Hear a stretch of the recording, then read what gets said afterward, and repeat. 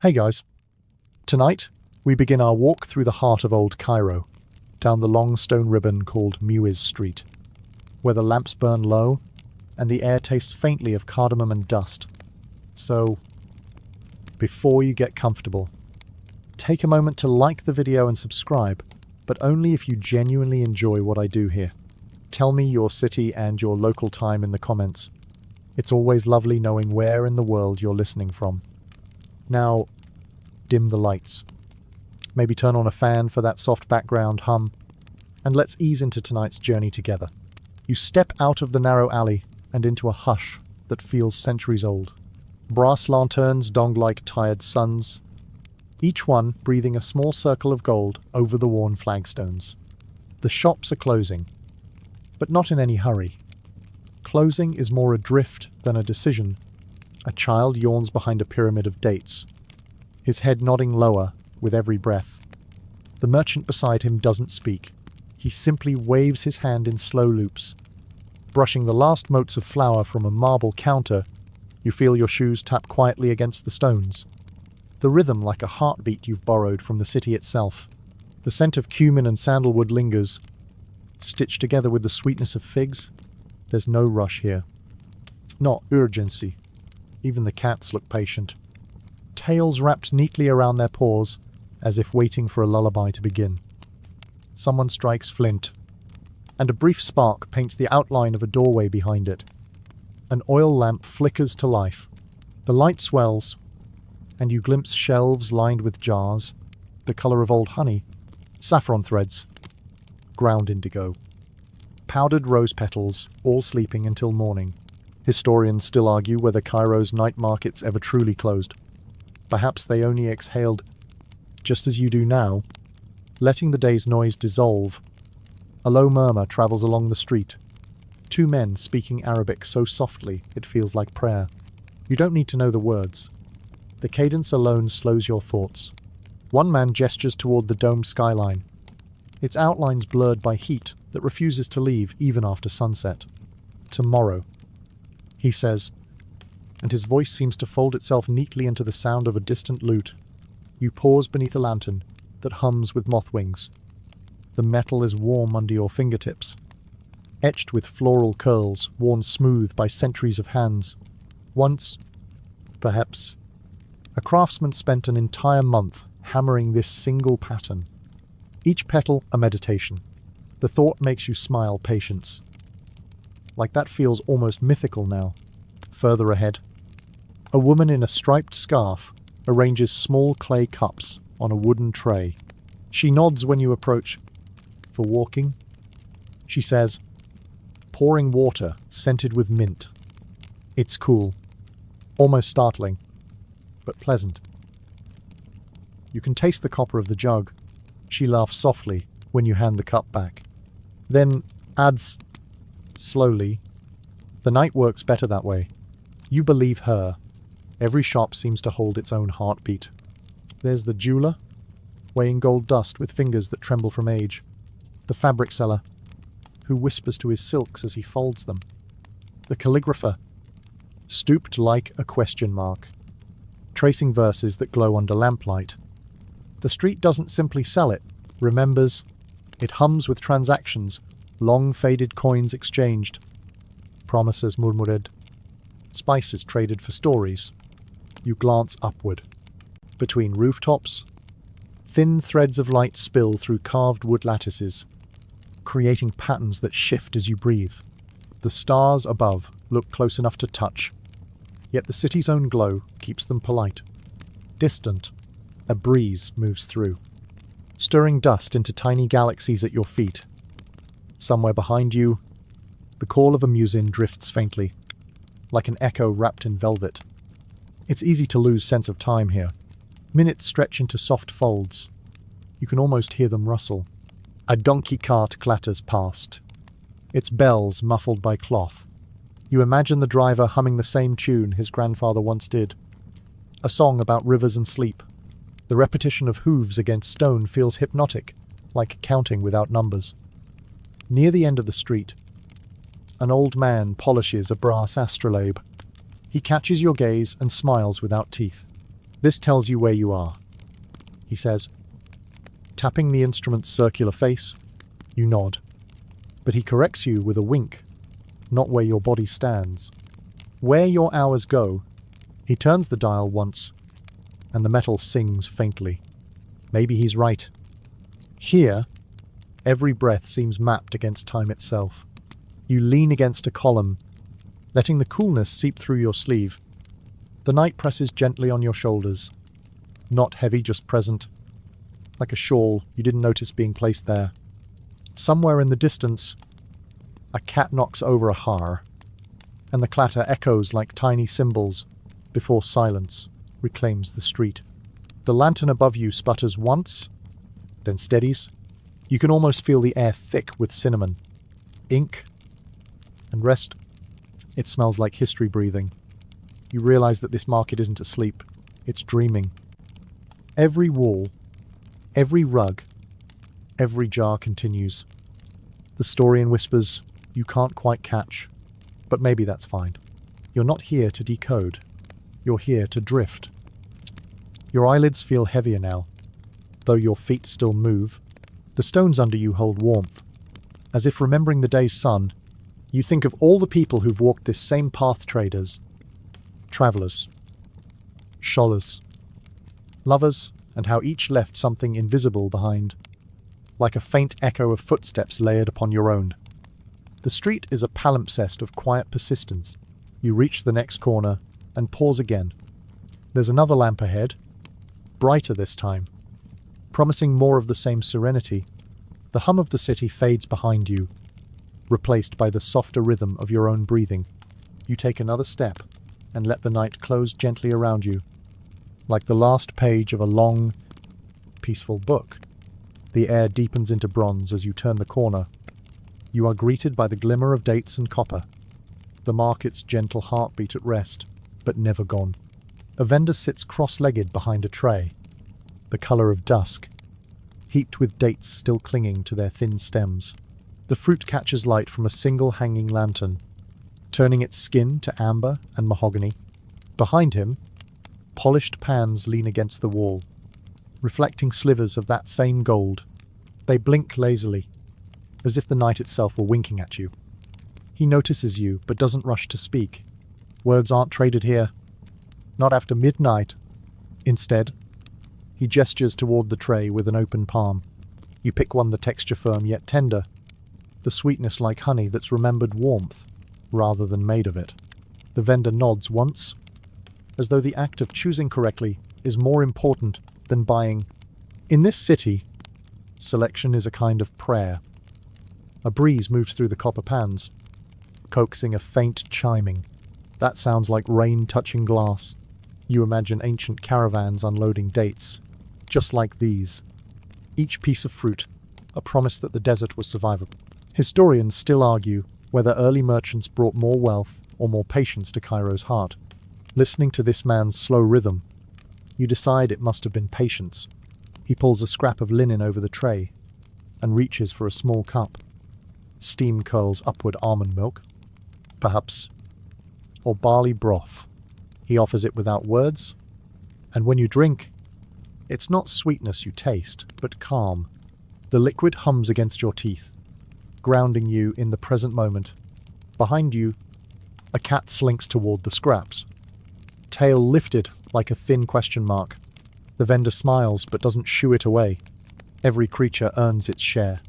You shift slightly, and the light glances off the copper pans again. Each one holds a distorted reflection of you, 1,000 tiny versions of your face. All quieter, all softer. For a moment, you see yourself as part of the still life brass. Dates, soft cloth, and shadow. The vendor hums something. Maybe a lullaby, maybe just a tune for keeping hands steady. The melody folds around the edges of your mind and settles like silk. Farther down the row, another merchant arranges candied figs, pressing each piece into a neat spiral. He works by memory, not sight. The pattern is older than his fingers. He pauses to wet his thumb in a bowl of water, and the faintest scent of orange peel drifts through the air. You take another step, and another, the motion now automatic, as if the street were carrying you forward. The copper lamps above you swing on their chains, sighing softly with every move of air. Once or twice, the glow wavers enough to expose small carvings in the wall. Arabic calligraphy curling into itself, praising patience and mercy. The letters shimmer faintly, burnished by centuries of fingertips tracing their outlines for luck. You brush them too, and for an instant the world contracts to the cool press of stone beneath your hand. The marketplace narrows again, funneling you between stalls stacked with pottery. Each jar is painted in cobalt, each rim chipped differently by time. The colour seems alive even in darkness. A potter once told you that copper and cobalt are opposites that attract in fire. Maybe that's why these wares still glow. They've learnt how to keep warmth within. At the next corner, you find a small alcove with a bench carved from a single block of limestone. A pair of elders sit there, heads bowed toward each other, cups of tea balanced on their knees. You can't hear what they're saying. Only the rhythm. Two lives measuring time through murmurs. One of them looks up and greets you with a nod. So slow, it feels eternal. In his eyes, you see something you recognize, not curiosity, but permission to rest. You sit nearby, careful not to disturb the quiet choreography of steam and breath. The tea smells of sage, and something slightly bitter, perhaps myrrh. It's a scent that makes you aware of your lungs, how they expand, how they release. The stones beneath you are still warm, storing sunlight, the way the city stores stories. A mule passes with its driver half asleep, the bells on its harness, ringing in an uneven lullaby. The driver doesn't open his eyes. He doesn't need to. Every turn, every cobble, is memorized.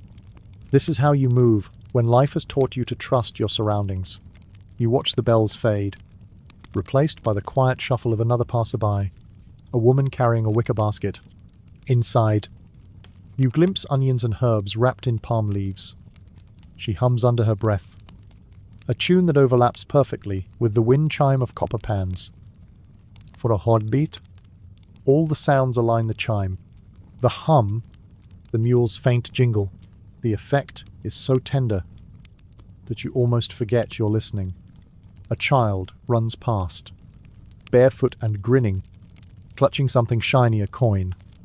Maybe, or just a pebble, pretending to be one. His laughter bounces off the walls and dissolves into the night, leaving only the faint smell of dust and sugar behind. The vendor has already covered his trays, and now sits with his back to the wall, head tilted toward the stars. He can't see. You realize how rare it is to find a moment where nothing demands anything from you. Not the world. Not yourself. You're simply here, an unspoken guest in a city that has practiced hospitality for 1,000 years. You stand and offer a small bow, though no one is watching. The motion feels right, like punctuation at the end of a soft sentence. The copper glows faintly as you move away, catching your shadow one last time before releasing it into the dark. Ahead, a fresh smell awaits warm bread and roasted sesame. You follow it instinctively, leaving behind the metallic lull of dates and copper. The night exhales again, and so do you. You follow the scent of sesame and charcoal to a smaller lane, where the light thins into gold ribbons, trembling on the breeze. The street narrows so much that your elbows could brush the walls if you stretched. A single lantern swings from a hook above, and beneath it hangs a wooden sign carved with an old balance scale, 2 shallow pans suspended by thin chains. The hanging scale sways gently, even when there's no wind, as though measuring the weight of the air itself. Inside, a shopkeeper leans over a counter strewn with small brass weights, no bigger than grapes. He doesn't look up when you enter. He's deep in the ritual of weighing. A pyramid of figs rests on one plate, and he adds a counterweight grain by grain until both sides tremble into balance. You realize that this motion, this minute patience, has repeated for centuries. He looks up now, eyes kind and steady, perfect measure, he says softly, the words shaped more like breath than speech. He gestures for you to step closer, to see how the beam stays level. When he exhales, it's as if even the air must cooperate for justice to exist. Historians still argue whether medieval merchants invented the first ethical codes, but standing here, you can almost believe it began with this two hands, a scale, and silence. You ask what he's weighing tonight. Trust, he replies, and it sounds neither strange nor poetic, just true. He chuckles quietly at your raised brow, then points toward a basket of flour. You sell a handful, you give a handful, you cheat once, and the wait remembers. The air smells faintly of toasted grain and oil. A boy in a loose linen tunic kneads dough at the back of the shop. The rhythm of his palms against the wood counter sounds like waves hitting sand patient. Deliberate. Endless. You watch as he flattens the dough into a circle, sprinkles sesame across it, and lowers it onto a hot stone. The crackle joins the night's gentle orchestra, copper pans chiming, sandals scuffing, whispers folding into dusk. The shopkeeper dusts flour from his hands and gestures toward a stool. Sit. He says, "We're not selling now. We're waiting." You sit, waiting. Here feels sacred, not empty, but full of small breaths, of unseen labor, continuing somewhere else. Above you, the scale shifts again with a soft metallic sigh. The lantern light turns it amber, then silver, then gold. You think of how fragile balance must be. One extra fig, one stray breath, and equilibrium is lost. And yet, the merchant never seems afraid of imbalance. He trusts the rhythm of correction. Maybe that's what peace looks like, letting things tilt and return. Tilt and return. He reaches under the counter and retrieves a small notebook bound in fraying leather. On its pages, you glimpse neat columns of script sales, debts, names, and numbers, but next to each number is something unexpected, a single word in Arabic. Written with care, saber, barakah, new year, patience, blessing. Intention, you trace one with your finger, and he nods. It keeps the math honest. He says, "Behind you." The boy lifts the bread with a pair of iron tongs. The bottom glows faintly from the fire, and sesame seeds fall like soft rain onto the counter. He tears one loaf open, steam unfurling in slow, fragrant ribon. Without speaking, he offers you half. The taste is simple, nutty, faintly sweet, the warmth of the stone still clinging to the crumb. It's humbler than any feast, and yet somehow complete. Outside, the market murmurs again. Two men argue amiably about the weight of onions. Their words rise and fall like tides offer. Counteroffer. Laughter. Agreement. The boy at the counter giggles as he listens.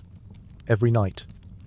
He says, they pretend to fight, then share bread after.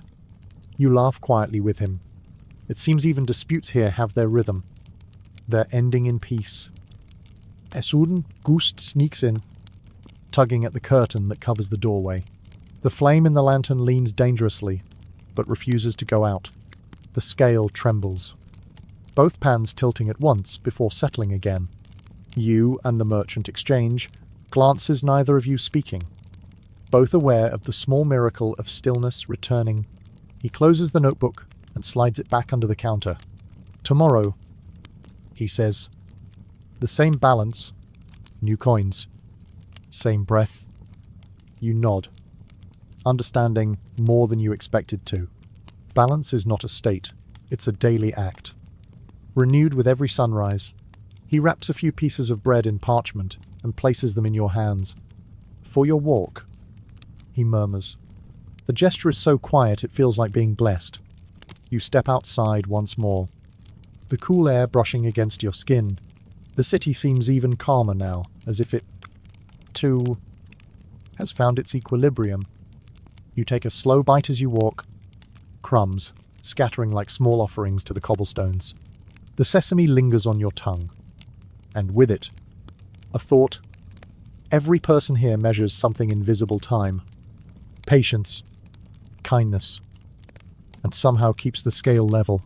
The lamps flicker above you, their flames swaying in rhythm with your steps. The warmth in your hand fades gradually, replaced by the soft chill of night. In the distance, you hear the faint metallic click of another scale being set for morning. You smile. The world may not always stay in balance, but tonight, in this quiet street of weights and bread, it comes close enough. The scent of toasted sesame follows you as you step into the open square where the bread and sesame stalls glow like embers. The street widens, breathing again, and the air feels softer here, like warm cloth over tired shoulders. You can hear laughter, not loud, not forced, but the quiet chuckle of people sharing something ordinary, a meal, a pause, a moment unremarkable, and therefore perfect. A man in a brown robe turns a flat loaf on a clay pan. The fire beneath it is fed with palm leaves, which crackle and sigh. Each turn of the bread releases a puff of smoke, and within it, the perfume of labor yeast, oil, time. He doesn't glance at you but gestures toward a low bench near his stall. You sit, because it seems expected, and because sitting feels right. When bread is being made, he tosses a pinch of sesame onto the surface, and the seeds dance briefly before settling into their golden fate. The smell of them roasting is enough to slow your heartbeat. You realize that the night in Cairo doesn't get quieter. It simply grows more deliberate. Every gesture you see has weight, the flick of a wrist, the sweep of flour, the lifting of a clay lid. He tears a small piece and hands it to you. Hot, he warns, but his tone is playful. You take it anyway, balancing the warmth between your fingertips. The surface is crisp, the inside airy and tender. You bite slowly, and the sesame cracks between your teeth with the faintest crunch. It's not a meal, not a snack, more like communion. He pours you something from a jug wrapped in wet cloth date vinegar mixed with water. The taste is both sweet and sharp, balancing perfectly, much like the hanging scale you just left behind. He sits opposite you, elbows on his knees, and studies the flame as though it might answer something unspoken. Bread, he says at last, is the city's memory. You tilt your head, unsure whether he's speaking to you or to the fire. People change, shops close, names vanish. But bread remembers the hands that made it. You look around. Every few steps, someone else is doing the same, stretching dough, brushing oil, sprinkling seeds. The rhythm repeats endlessly. Each baker part of a lineage that began before names were written down. Historians still argue whether Cairo learned bread from Damascus or Damascus learned from Cairo. The bakers don't argue, they just keep kneading. You notice a woman and her daughter at a nearby stall. The girl is maybe 8, her hair tied with a strip of cloth, her hands dusted in flour. She shapes a small round loaf and places it carefully on the hot stone. The woman leans in to whisper something, and both laugh silently, shoulders touching. The loaf burns slightly on one edge, but the girl doesn't mind. She lifts it proudly with the tongs. Her mother nods. The lesson is not about perfection, but patience. You take another bite of your bread. It's cooling now, and that makes it even better. The flavor deepens as it rests, as if the night itself seeps into the crumb. Around you, a few other visitors do the same. Chewing, breathing, smiling faintly without speaking. The baker refills his water jug, and when he moves, the bells on his wrist jingle once, sharp, then gone. Across the square, a pair of donkeys stand tethered beside a pile of sacks. One of them nudges the other. Bored, and the movement sends a thin cloud of flour into the air. Under the lanterns, it looks like snowfall. The illusion is fleeting, but mesmerizing. A man sitting nearby looks up, follows the drifting powder with his eyes, and whispers, "Winter in Cairo." Everyone chuckles softly. You lean back on the bench and let your eyes wander upward.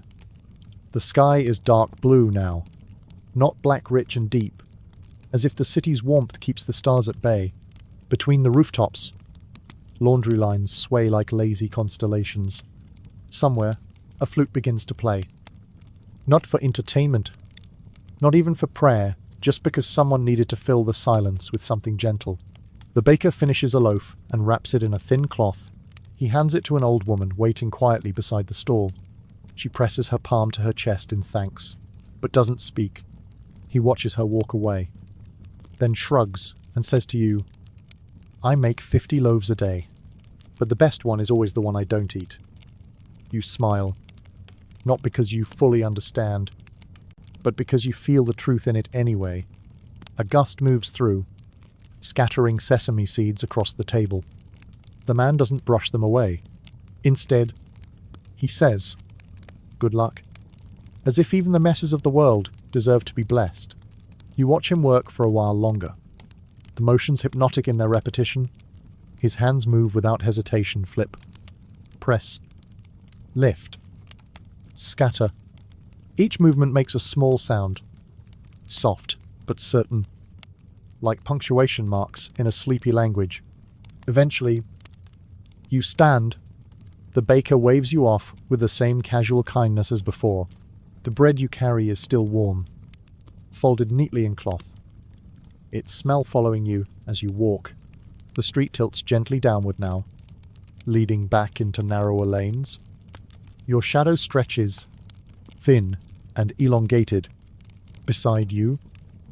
Somewhere in the distance, a bell rings once perhaps, the hanging scale being reset. Perhaps a new loaf lifted from the fire.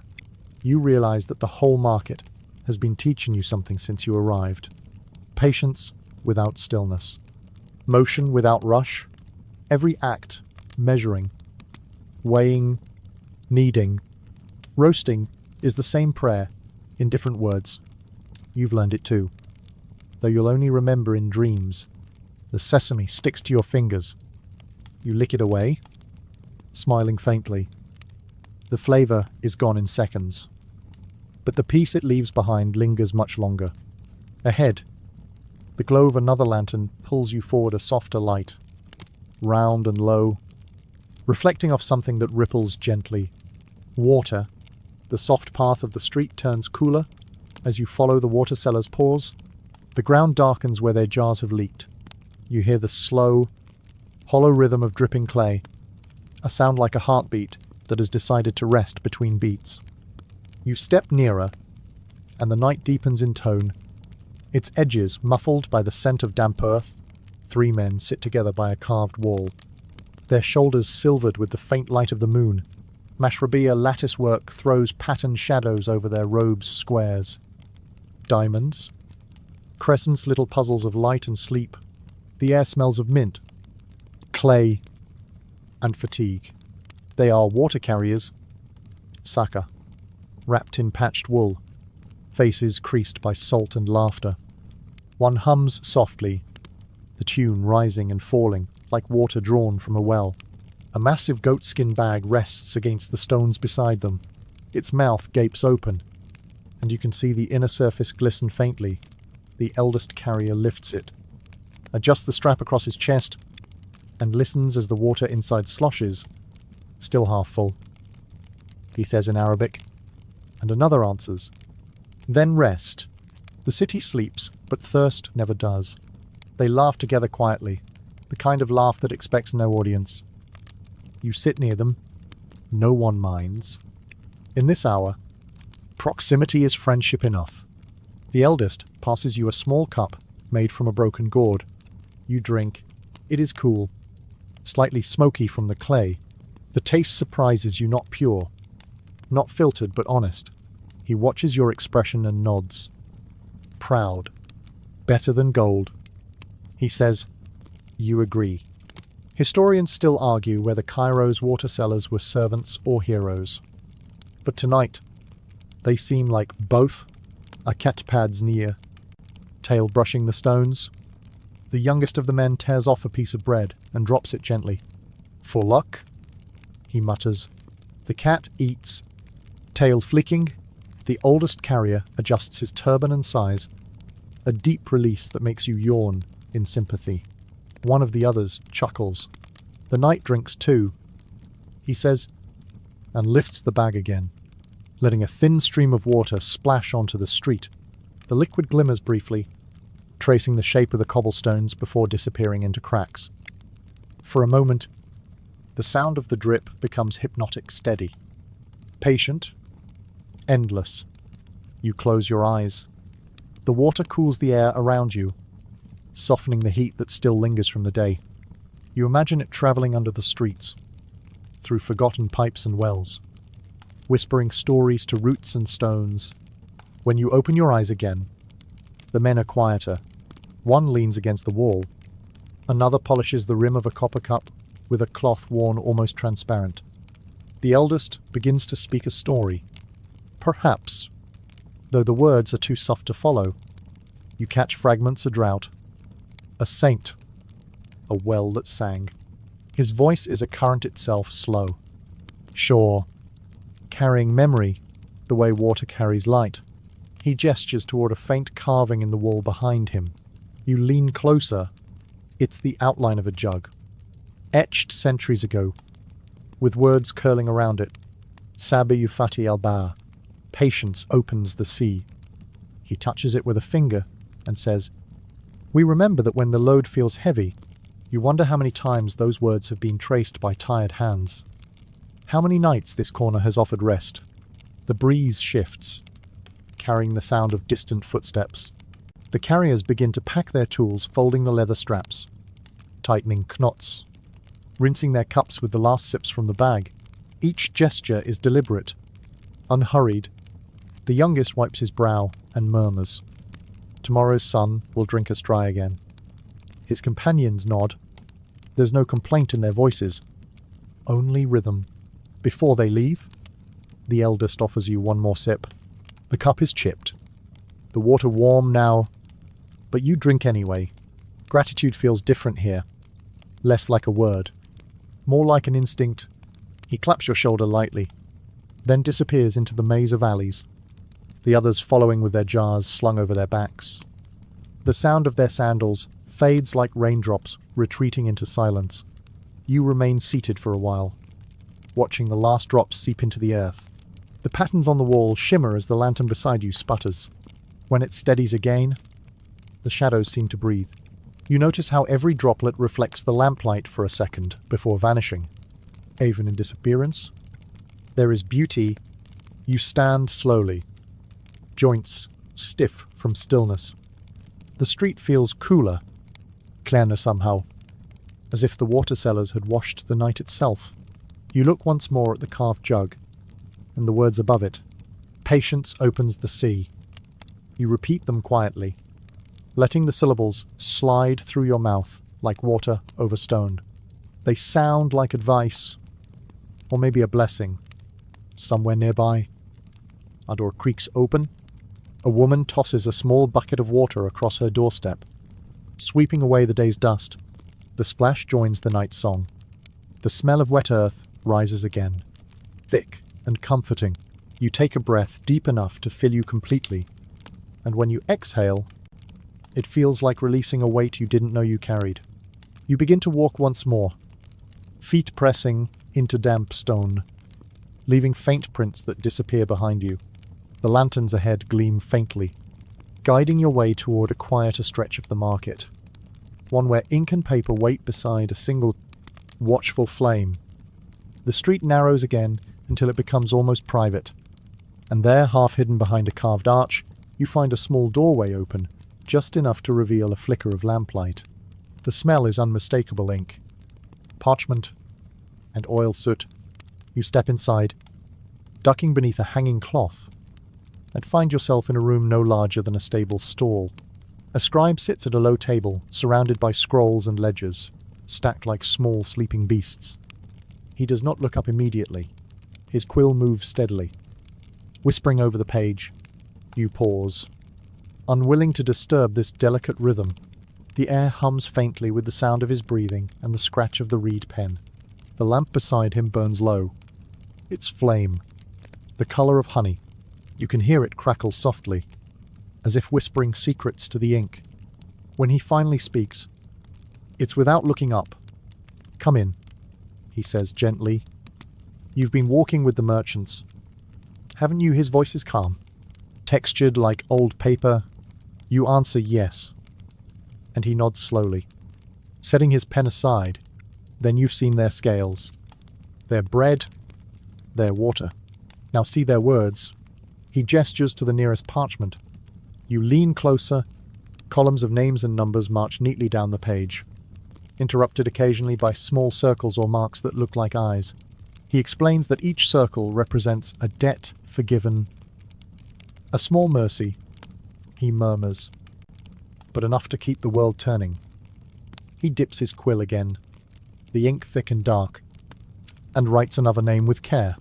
You notice the quill trembles ever so slightly, perhaps from age, perhaps from the lateness of the hour. Historians still argue, he says with a faint smile, whether merchants kept better records than kings. I've copied both, and I can tell you the merchants were kinder. You smile, watching the slow rhythm of his hand. Each line is perfectly straight, though he uses no ruler. The skill is mesmerizing, an art born from repetition. He catches you staring and chuckles softly. 1,000 pages, he says, before a man learns not to fear the blank space. The room feels timeless. Shadows sway gently on the walls, their edges softened by the warmth of the flame. The table is scarred with hundreds of faint cuts, each one the ghost of an old task. Beside the scribe lies a small wooden box containing coins, a string of prayer beads, and a pressed flower so old it has lost its color. He notices your gaze and says simply, "My wife gave me that before the Nile last flooded." His tone carries no sorrow, only memory. He gestures to a corner where a pile of papyrus scraps leans precariously. "Those," he explains, "are mistakes I keep. They remind me that even errors deserve a place." You take one piece carefully. The writing is jagged, uneven, someone's first attempt, perhaps. Across the middle runs a single line of correction, a thick sweep of ink, confident and unapologetic. You put it back exactly as you found it. The scribe dips his quill again, and as he does, he tells you a story once. A ruler ordered all debts erased, but the scribes refused, saying the world needed its records, the weight of memory to stay upright. Imagine, he says, if everything were forgotten at dawn, there would be no mercy left to offer. He smiles faintly at his own thought, then sighs. The flame leans toward you briefly, and in its light, you see the dust suspended in the air, each particle shimmering like a word too small to be read. The scribe doesn't notice. He's lost again in the motion of writing. You realize he's been copying the same line over and over, as though the repetition itself holds, meaning patience opens the sea. You saw those words carved earlier, and now they appear again, translated, preserved. He notices your recognition. Yes, he says, I write it each night before I sleep. It keeps my hand steady. He places his quill down and stretches his fingers, joints clicking softly. Do you write? He asks. You shake your head. Then listen. Writing is just another way of waiting. You hold your breath until meaning arrives.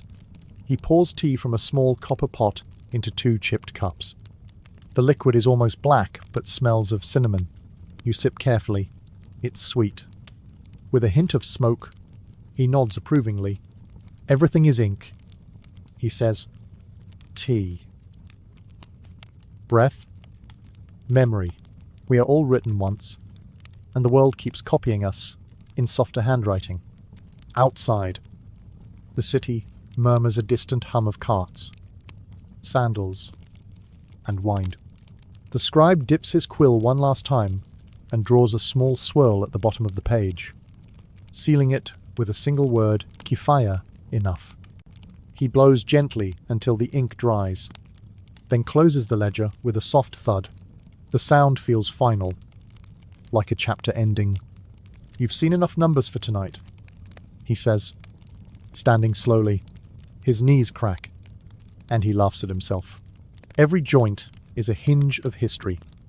You know, you help him place the ledgers on a shelf, where dozens more already sleep in neat rows. He runs his fingers along the spines and whispers a prayer, something so quiet it might just be a sigh.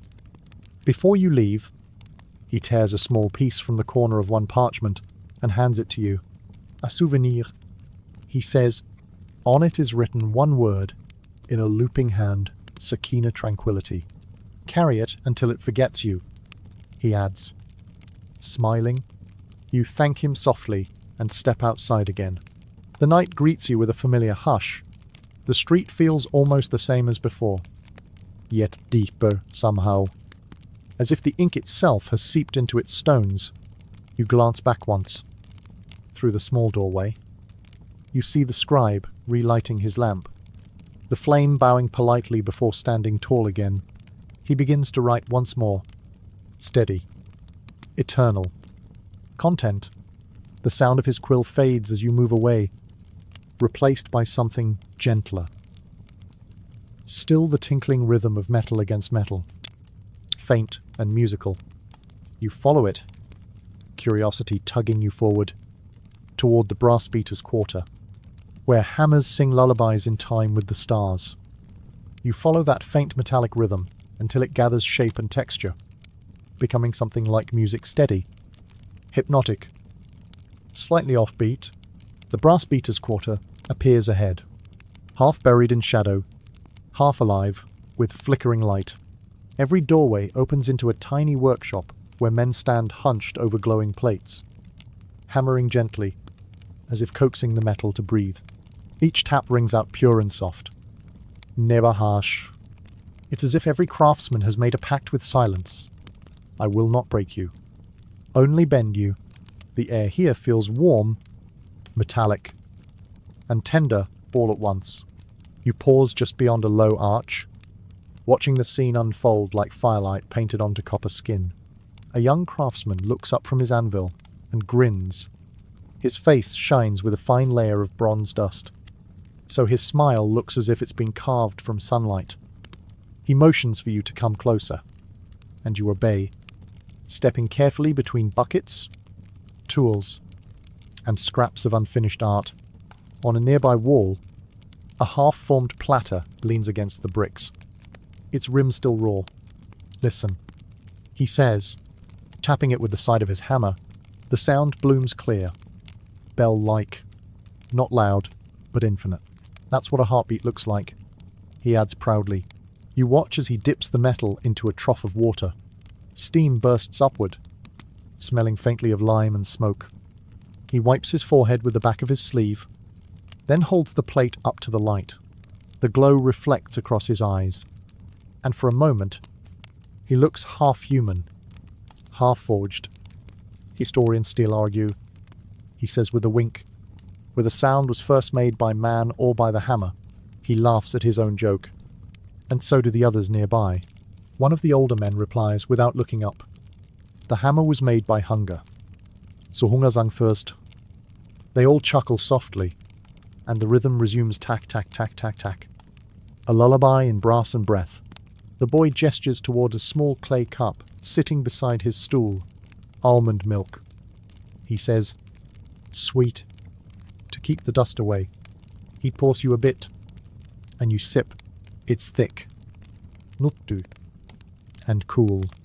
Carrying a hint of cinnamon, you thank him, and he waves the words off with a grin. You can't drink alone while the metal listens, he says, as if it were common sense.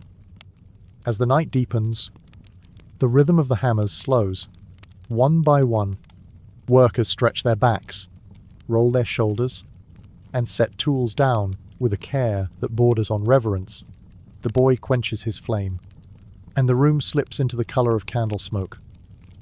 He tells you that every piece of brass here will end up somewhere sacred, a mosque lamp, a merchant's bowl, a bride's dowry mirror. But, he adds, lowering his voice, the best ones we never sell. You raise a brow, curious. He lifts a small lid from a shelf.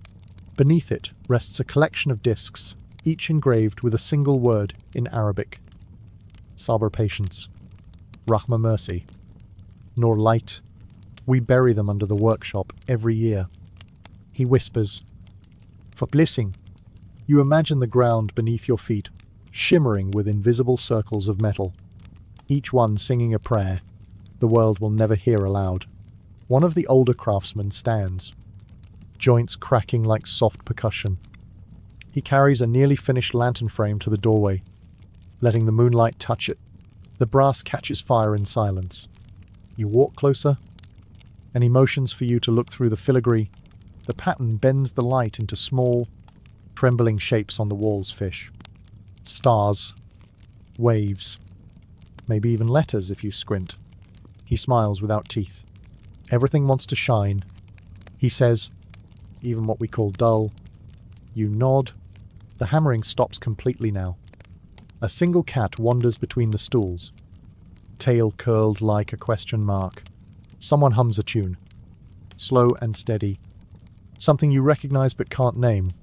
It mingles with the scent of metal and milk, and becomes a kind of atmosphere, rather than a song. You find yourself breathing slower. In rhythm with it, the boy sits cross-legged on the ground, polishing a small bowl. He moves the cloth in slow circles, never hurried. You can't rush reflection. He says, catching your eye. You smile, and he laughs softly. That's what my father taught me. Before he died, he said, if you ever want to see your soul, polish until you stop thinking. The flame of one lamp flickers, casting a sudden golden shimmer across the room. For what be it, everything gleams the tools. The dust, the boy's tired smile, and then it all settles again into bronze calm. You thank them quietly, and the elder nods. Walk safe. He says, and let your heart ring only once tonight. His voice is rough but kind. The boy gives you one last wave before turning back to his bowl. The hammer rhythm does not return. Instead, there's only the echo of it in your head. A memory of sound that feels warmer than silence. Outside, the air has cooled again. The alley breathes faintly, of extinguished fire and brass powder. You glance up. The sky is still too awake for stars, washed pale by the lamps below. The hammer's echo follows you a little longer, then dissolves into the hum of distant voices, faint laughter, and the shuffle of sandals on stone. Ahead, a softer scent begins to replace the metallic tang. Something floral, something sweet. You follow it instinctively, past the last forge, and into a narrow lane, lined with shadowed stalls. The hammers are behind you now, replaced by the slow fan of perfumers' hands stirring air heavy with rosewater and oud. You exhale, letting the fragrance meet your breath halfway. And as you walk toward the glow of those tiny glass bottles, you realize how perfect the transition feels. From brass to perfume, from sound to scent, from waking to almost dreaming. You turn the corner and enter what feels like another world. The air here is thick with perfume and breeze, so dense, it almost has texture like walking through liquid honey. Every stall glows faintly under glass bottles, each holding a different hue of sleep. Amber, rose, myrrh, sandalwood. The scents overlap and melt, no longer separate, just soft. A young perfumer sits cross-legged behind his table. His fingers stain the color of saffron. He grinds petals with a slow, circular rhythm, turning them to paste in a stone bowl. Beside him, strips of muslin hang like ribbons, fluttering lazily each time he fans the mixture to keep it cool. You catch his eye, and he smiles. Not with teeth, but with calm recognition, as if everyone who enters here comes searching for the same thing, a gentler breath. He gestures for you to come closer. Try this, he says, dipping a thin reed into a vial. The liquid is pale green, shimmering faintly in the lamplight. He waves it once before your face, and the scent blooms crushed leaves. Sunlight through citrus peel, something distant and rain-clean. Persian mint, he explains, for long nights. You breathe it in, and the sharpness clears your head, like the first sip of cold water. He watches your reaction and nods. Too alive, he says, and chuckles. Wait, I have something for sleeping minds. From beneath the counter, he produces another vial. This one is cloudy. Its contents darker amber veined with gold. This is oud, he whispers. Almost reverently, it burns slow, like patience. He uncorks it, and the air changes again. The sweetness is deeper now, almost sad, like old wood remembering sunlight. You close your eyes, for a moment. The scent fills the space behind your ribs, and your heartbeat slows to match it. When you open them again, the perfumer is watching quietly, his chin propped in one palm. It found you, he says simply. Not everyone listens that way. Behind him, another vendor laughs softly as she mixes rosewater in a copper basin. The sound is musical, accompanied by the splash of petals and the clink of glass jars. She glances over her shoulder and calls something in Arabic that makes him grin. My wife, he says. She insists no fragrance is complete until it's shared. He gestures for you to sit on a small stool beside the stall. He pours a bit of rose water into a clay bowl and hands it to you with a small bundle of cloth. For your hands, he says, the water is cool and fragrant, and when you lift it to your face, the scent settles around you like an embrace. You wipe your palms slowly, feeling the roughness fade. Historians still argue, he says, whether perfume was made first for gods or for tired travelers. I think it was for both. Every soul needs something to rise toward. He leans back, satisfied with his own answer. A breeze moves through the alley, rustling the muslin ribbons again. The smells shift with it, now cinnamon, now musk, now faint smoke from a faraway fire. For a brief moment, everything becomes one vast fragrance layered, endless, tender. You realize you're breathing in rhythm with the air itself.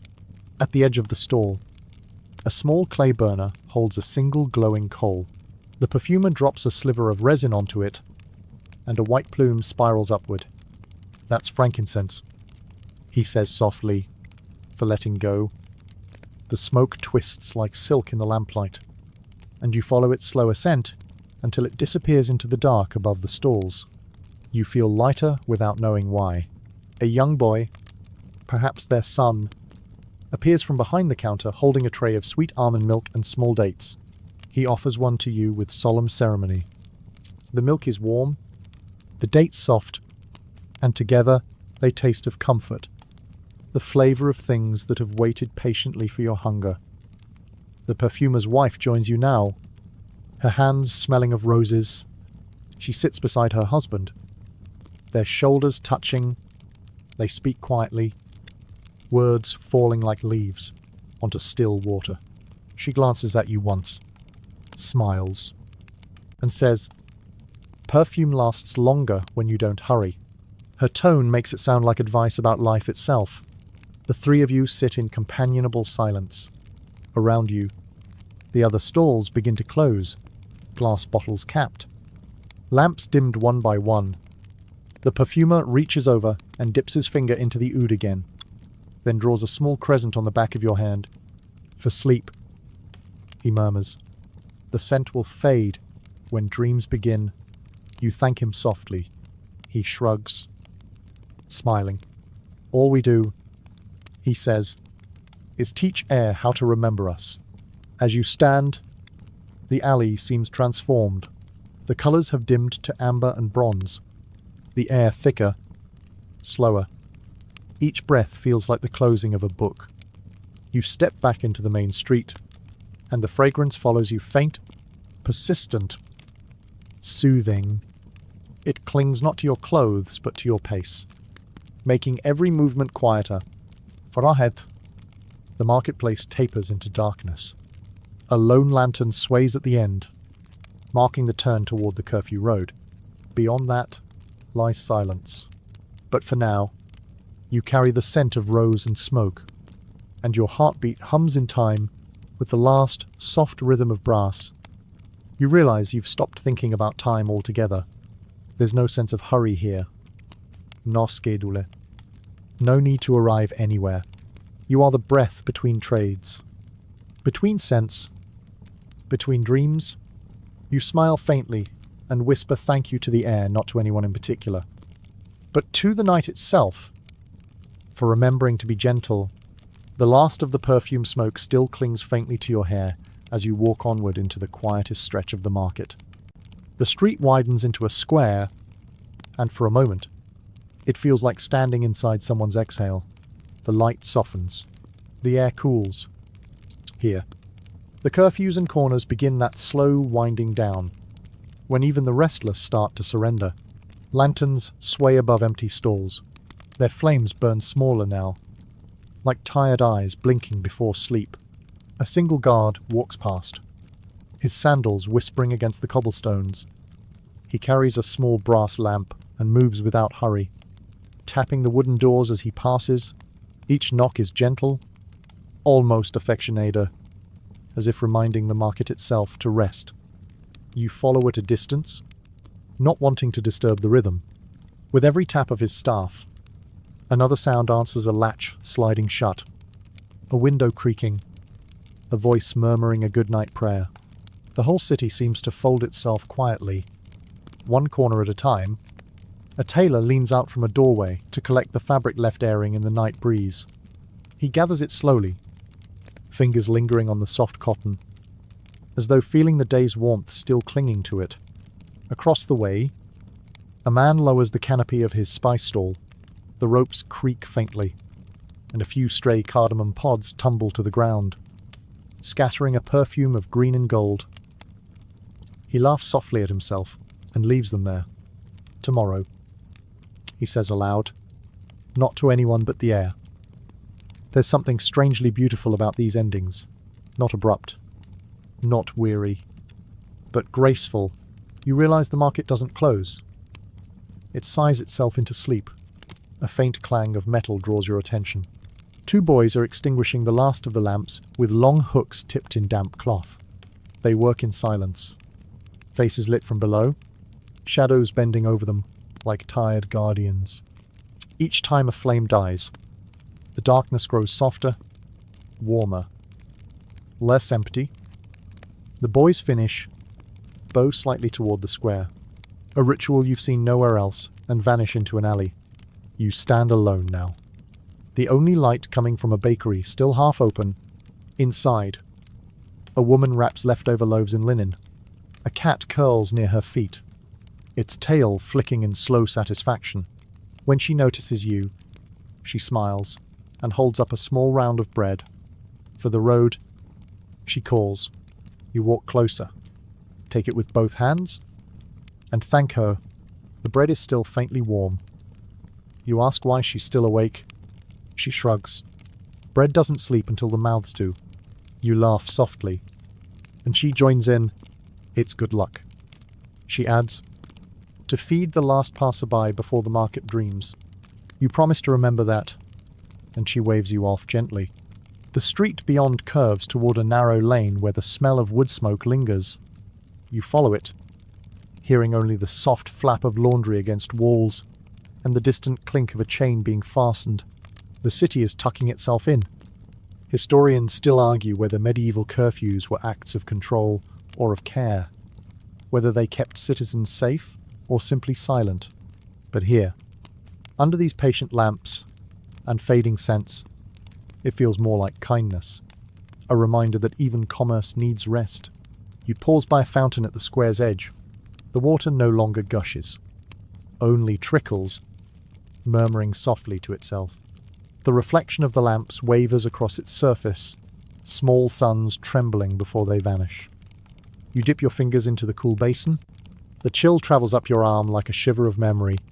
Somewhere, a door opens. A man steps out carrying a small cage. Draped with cloth, he lifts it carefully onto a hook above his doorway. Songbirds. He says, when he sees your curious look, they dream better outside. He laughs quietly, then disappears again, closing the door with a sigh that sounds like peace. The night feels different now, heavier, but in a good way, as if the air itself is exhaling. The noises fade one by one. The cats meow. The fountains drip. The creak of rope. You can almost measure the silence settling over the stones.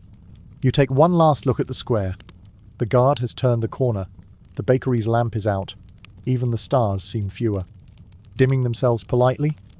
Only your footsteps remain. And even they seem to hesitate, unwilling to disturb what the city has so carefully built its slow descent into stillness. You walk again, slower now, and your shadow stretches long across the empty street. A breeze moves past, carrying the faint perfume of rosewater from the earlier stalls. It mingles with the scent of baked bread and brass dust. The night's final blend. You think of the scribe's steady hand, the bread maker's laughter, the water carrier's patience, the perfumer's wisdom.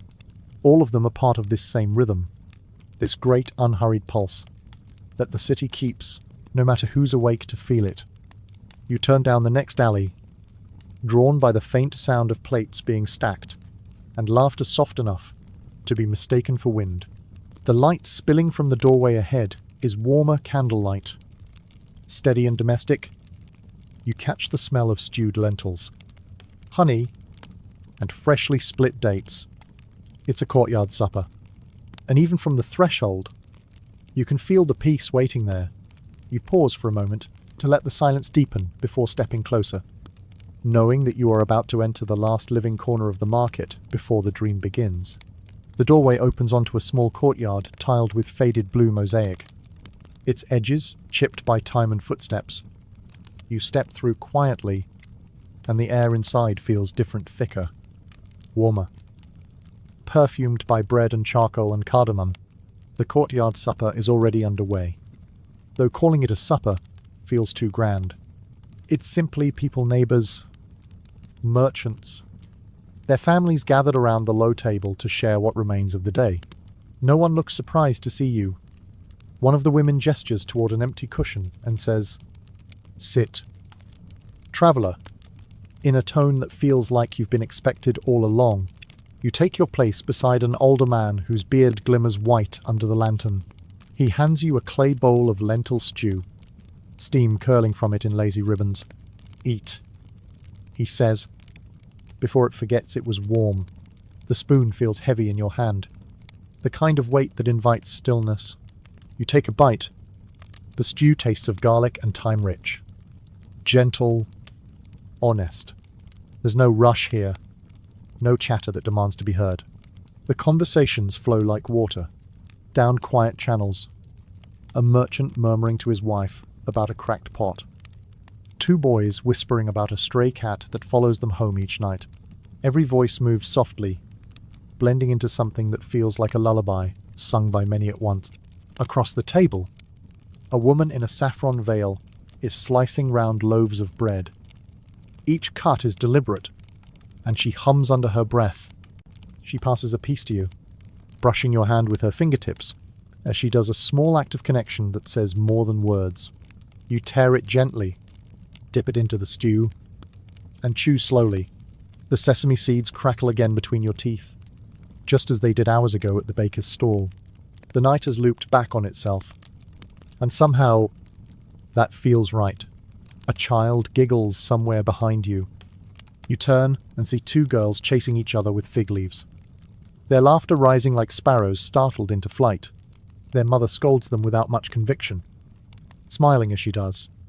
The older man beside you watches them too, then shakes his head.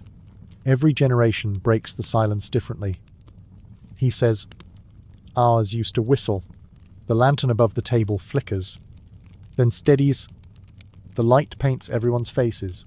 with that same familiar bronze you saw in the brass beater's quarter, as though the entire city shares a single flame passed hand to hand. Someone brings out a tray of sweet almonds and honeyed figs. The tray wobbles slightly as it's set down, and a few nuts spill onto the table. The woman in saffron laughs and scoops them up with the edge of her scarf. No waste tonight. She says, "The angels are watching," who finishes. The old man leans toward you. They say, he begins, that angels come to these suppers disguised as strangers, just to see who will share their bread. He studies you for a moment, his eyes twinkling. If you are one, you should tell us now, before I eat the last fig. You laugh softly. I'm no angel. You say, just passing through. He nods, satisfied. Good. Then you can stay a while. A cat appears at the edge of the courtyard, perhaps the same one from the bakery. It winds between the cushions, rubbing against ankles. Rewarded by gentle hands and crumbs of bread, someone tosses it a bit of fish, and it curls up instantly, purring, eyes half closed. The small vibration of its breath seems to merge with the murmur of the group, the rustle of palm leaves, the crackle of the small fire in the corner. You notice that no one eats quickly. Even chewing seems slowed by agreement, as if everyone has silently promised not to let the night end too soon. The food itself seems secondary. It's the rhythm of togetherness that fills the space. The old man raises his bowl slightly. To work that fed us. He says, simply. The others echo softly. To work?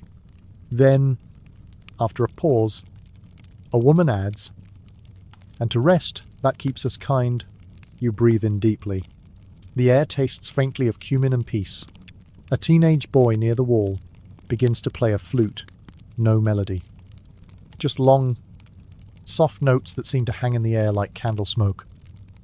You close your eyes for a moment, and the sounds blend together. The flute, the low hum of conversation, the shuffle of fabric. It all forms a single, slow rhythm, as natural as breathing. When you open your eyes, the woman in saffron is pouring tea. The liquid gleams dark amber as it fills the tiny glass cups. She hands you one and says, "For patience." The tea burns your tongue slightly, but you don't mind. The warmth travels downward, loosening the last tension from your shoulders. Historians still argue whether people of this era truly valued hospitality as much as the poets claimed. You think they did. Here, generosity feels less like performance and more like habit. Something as unconscious as inhaling. The old man leans back, folding his hands over his stomach. Every night, he says softly, we try to eat slow enough that the moon changes shape before we finish. You glance upward. The moon hangs high above the courtyard, thin as a scythe. It hasn't moved. You say. He smiles, eyes half closed. Then we're doing well. The woman in saffron begins gathering empty bowls, stacking them with a soft clatter. Tomorrow, she says, we'll make lentils again. Every day. And never the same. She turns to you. That's how life works. Yes. You nod. Always familiar. Never repeated. A faint breeze slips through the courtyard arch. The flame of the lantern trembles. And for an instant, you imagine the whole scene captured inside its glow, every face. Every gesture. The shimmer of tea and laughter frozen in amber light, like a memory preserved in resin. You don't realize you've been smiling until someone touches your arm and says gently, eat one more bite. Then rest. You obey. The last mouthful tastes of honey and warmth, the kind that lingers at the edges of sleep. The courtyard quiets. Conversations dissolve into whispers, then sighs. The flute fades. The cat stirs once, curls tighter, and stops moving altogether. The woman douses the lantern with a cloth, and the sudden dark feels like soft velvet, settling over everyone. You sit in the darkness a while longer, the silence vast but kind. Then, slowly, You rise and step toward the archway. Behind you, someone murmurs a blessing. Ahead, the street waits still, dim and drowsy. You take one last breath of the courtyard air, sweet with figs and smoke, and carry it with you into the calm beyond. You find yourself back at the threshold of the courtyard, where the dark has settled into a quiet fit for whispering. Someone relights the small lamp by the door. Not bright, just enough for faces to be readable, and smiles to look like they're thinking of sleep. A low table appears again, as if it had been napping a clay bowl of dates. A plate of sesame sweets, a pitcher sweating with diluted rosewater. Beside the bowl, the host sets down a tiny hanging scale, no bigger than your palm, with 2 brass pans and a handful of bead-sized weights. It sways once, then comes to rest, a miniature moon balanced on a string. Fairness, the host says softly, even when it's only dessert.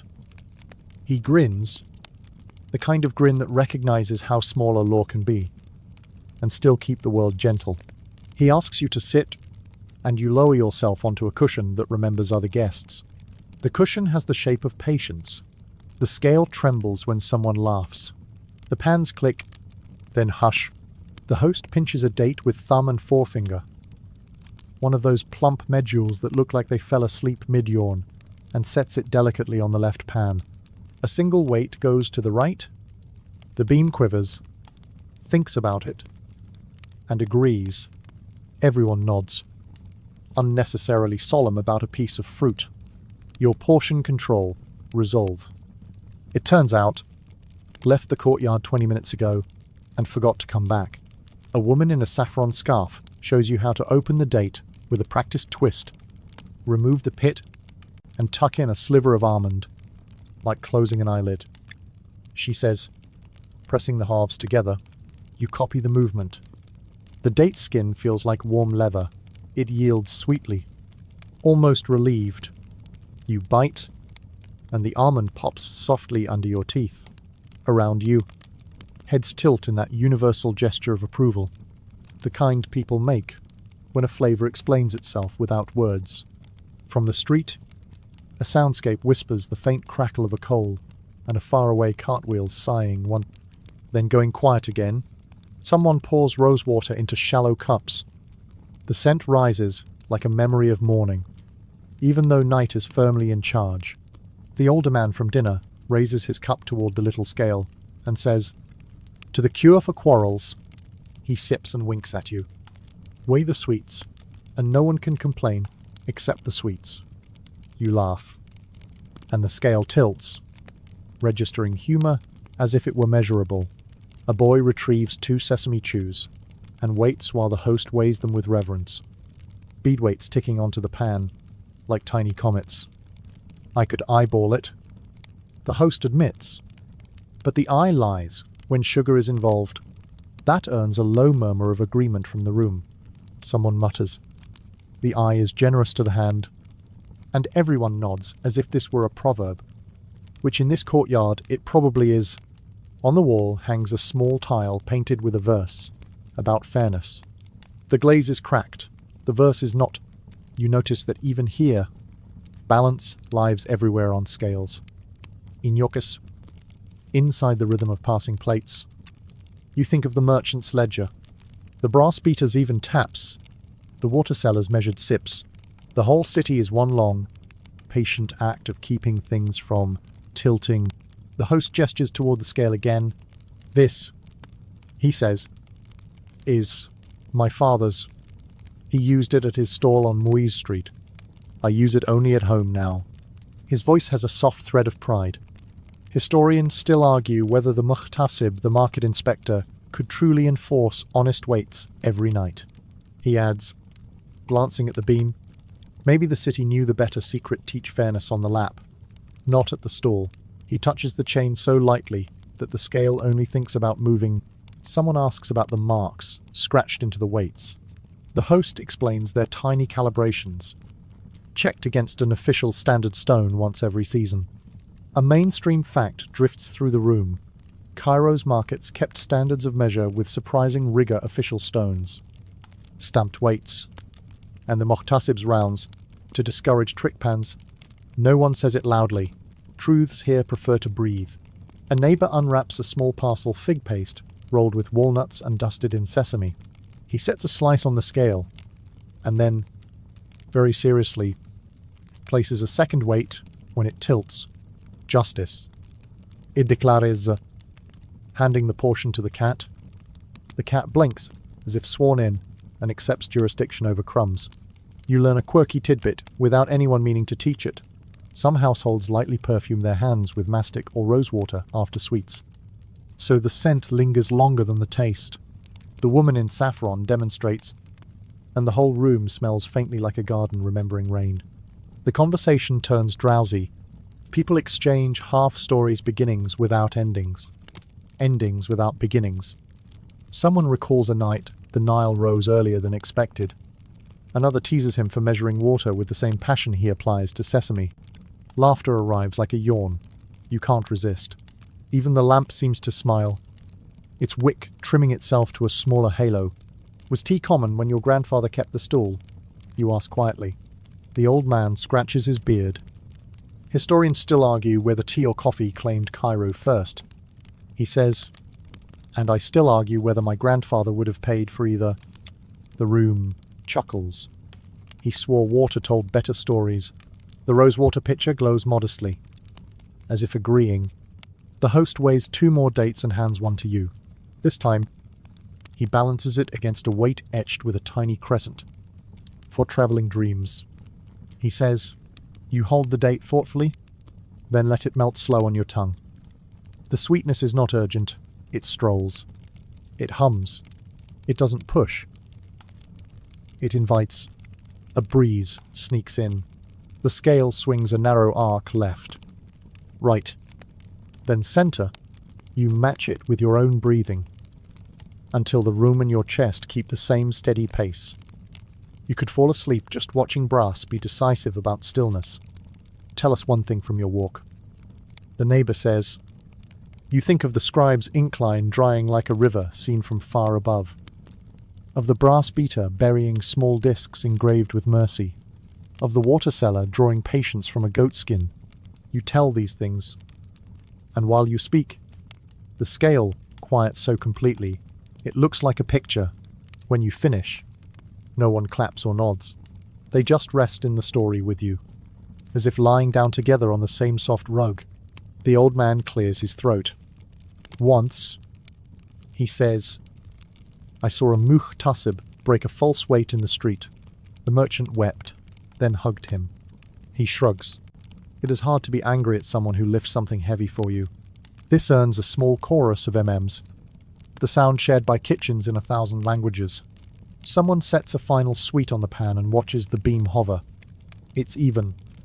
They whisper. Even is a good way to end. You realize the night has been practicing for this sentence since you arrived. From the lane beyond the door, the soundscape returns in one last line.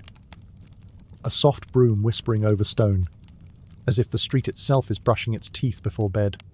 You notice the lamp's halo has shrunk to a coin of light. The tile verse does not shine anymore. The cat has resigned from crumb inspection and filed itself into sleep beside a warm jug. The host touches the chain one final time.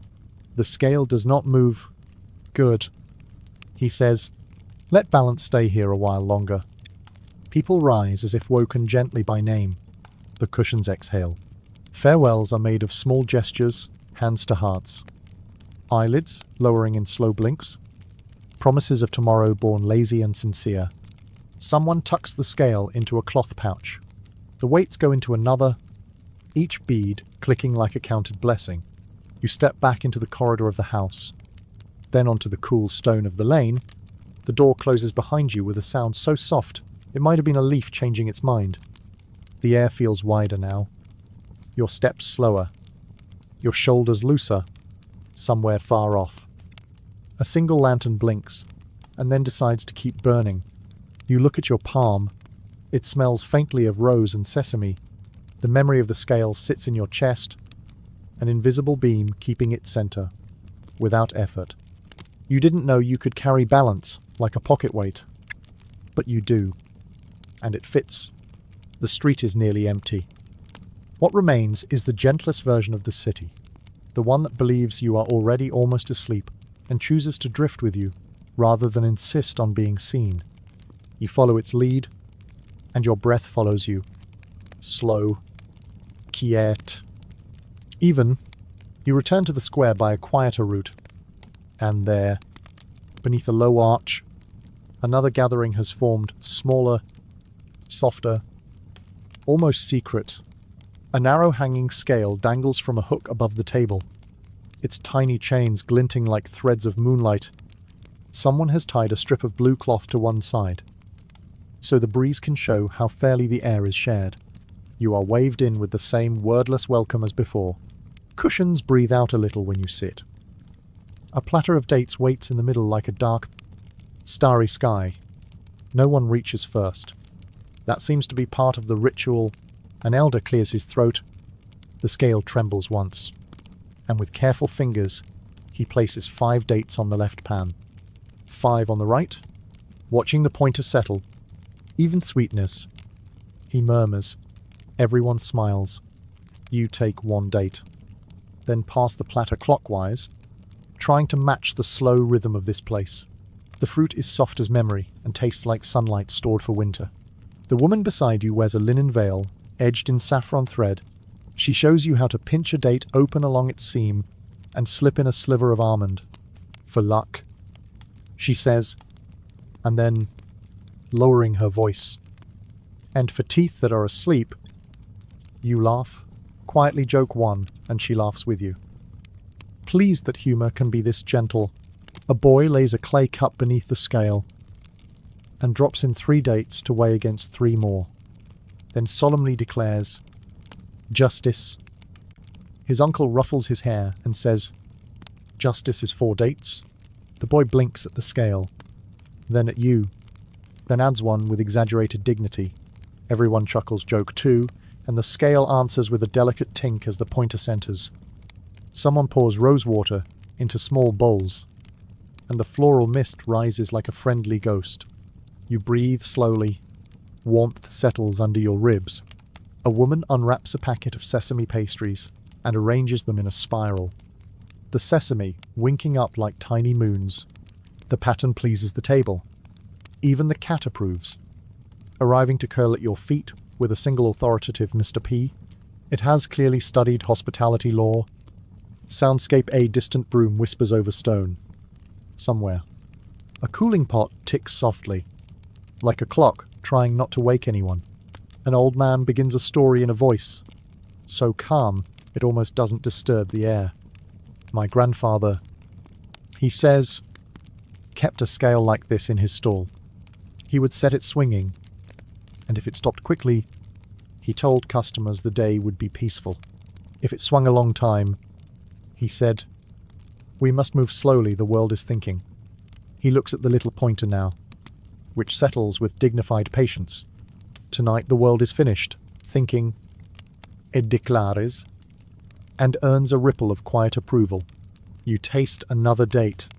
It is stickier, sweeter, and you find your fingers idly rolling the pit between thumb and forefinger. Your neighbor nods. "Keep it," she whispers. Some people rub date pits when their minds are noisy. It makes sense a small, smooth anchor to hold, while thoughts drift. Historians still argue whether such habits were superstition or self-care. You decide the distinction doesn't matter when the hands are calmer either way. The elder plucks the scale gently, as though it were an instrument. "Once," he says, "the market inspector, the muhtasib, tested every trader's weights with a bowl of water. A true dirham sank exactly the same each time." He winks at you. "Tonight, we weigh our talking with dates." This wins a soft laugh around the table, and the cat blinks as if to say it prefers fish-based metrics. A merchant across from you folds a scrap of parchment into a tiny packet and writes a single word on it, Saab. He tucks the packet beneath the platter so it makes the slightest tilt, then corrects the balance with one more pastry on the light side. Patience opens the C, quote, and you feel the scribe's lamp glow again in your memory, steady as a heartbeat. The platter makes another slow journey. No one hurries. Even the jokes arrive with the pace of lantern light. A young man tries to tell a story about a donkey that refused to carry onions because they made it cry. Halfway through, he forgets the middle and shrugs. It was very stubborn. Or I was... Everyone assures him that's exactly how the story was meant to end. Joke 3, and the boy grins. Forgiven by a community that seems to practice amnesty as an art. Mainstream fact slips in as naturally as steam from a cup. Someone mentions that caravans timed their departures by the cool hours, leaving before dawn so the dates wouldn't spoil. Another adds that Cairo's sweet trade once braided together palm groves, sugar presses, and spice ships like strands of rope. You picture the city as a net holding flavors gently above the river of time. The elder holds up a small brass weight, shaped like a pomegranate. From my father, he says, we used to check the grocer's hand by this. He places it on the scale. The pointer dips, then rises, then rests. Still true, he murmurs. Satisfied, he closes your fingers around the weight so you can feel its certainty. Brass is a good teacher. It looks soft under lamplight, but it remembers exactly what it is. You sip water. It tastes faintly of clay. The woman in saffron shows you how to loosen a tight thought by tracing the rim of the bowl with one finger. Slow and steady, breathing until the circle feels complete. The exercise works. Your shoulders drop another fraction toward the cushion. The small weight of tiredness in your bones begins to feel like comfort rather than burden. Someone asks where you're from. You answer quietly, and the table receives your place like a new spice to smell and admire. Far, the old man says, but not farther than tomorrow. It sounds like wisdom, even if he's teasing. A child yawns so widely that 2 dates nearly fall from his palm, and his mother guides his hand to the plate with a touch that says, she's done this 1,000 nights.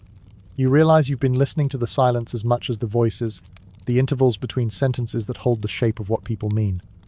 The hush that lets the scale settle. Perhaps that is why this night is so restful. Every sound is followed by enough space to breathe. The platter comes to you one last time. Only 2 dates remain. You look at the scale, then at the boy who earlier negotiated justice in units of fruit. He meets your eyes gravely, and you each take one. The pointer trembles, then centers. The boy exhales with comic relief. The city will not tilt. He says, we have balanced it. His uncle bows to the scale like a courtier. It is ridiculous and also perfect. The elder stands, joints clicking, and lifts the little balance off its hook. He folds the blue strip of cloth and tucks it into his sleeve. Enough measuring for today. He says, we will trust the rest. He places the scale in a cloth bag with the tenderness of putting a child to bed. Soundscape, somewhere beyond the arch. A single nightjar calls once. A door's bolt slides home with a soft wooden sigh. As people rise, farewells, brush your shoulders like moth wings. The courtyard empties to the level of nearly, but not quite. Alone, the cat refuses to move, so you step around it carefully, rewarded with a dignified blink. Out under the arch, the alley holds its breath, as if waiting for you to join it. You do. The air outside feels cooler now, and the ground smells faintly of the water the carriers spilled earlier, as if the stones themselves are remembering thirst. Behind you, someone douses the final lamp. The last gleam clings to the doorway like a droplet, and then is gone. The market has almost finished folding itself into darkness. You take one slow step, then another, and the city shifts with you quiet. Dim, gentle, ahead. The wide street narrows into a filament of shadow where brooms will soon whisper and ledgers will find their tidy endings.